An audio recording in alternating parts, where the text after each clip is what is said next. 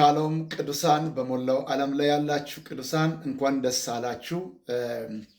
በሳውዝ አፍሪካ ጁን 30 ላይ እንዲወጡ ተብለው ያው ስደተኛ በሙሉ ለቆ እንዲሄድ ካልሄደ ደግሞ እያንዳንዱ ቤት እንደሚዘረፍ ትልቅ ጉዳት እንደሚደርስ መስጠንቀቂያ ሲሰጥ ነበረ። ለአንድ ወር ሙሉ ማስጠንቀቂያ ሰጥተዋል።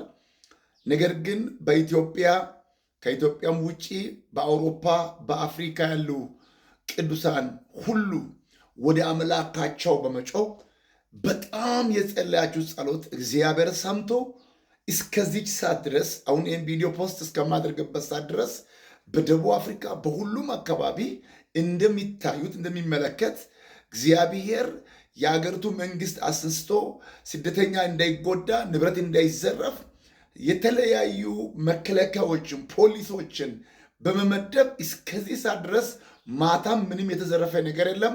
አሁን ሰላም ነው። በሁሉም ፕሮቪንሲዎች ላይ ሰላም ነው። አልፎ አልፎ ችግር ቢኖርም ያንንም ፖሊስ ተቆጣጥሮ ስቲል አንድም ነፍስ የሞተ የለም። እጅግ ደስ የሚል ነው። በጣም ደስ ብሎኛል። የምስራችን ይዤ መጥቻለሁ። እልልታውን፣ ክብር፣ ምስጋናውን ለጌታ ስጡት። አምላካችሁ የሚሰማ አባት ነው። እንደ በደላችን መጠን እንደ ኃጢአታችን ብዛት የሚፈርድ አምላክ አይደለም። እግዚአብሔር ምሕረት አድርጓል።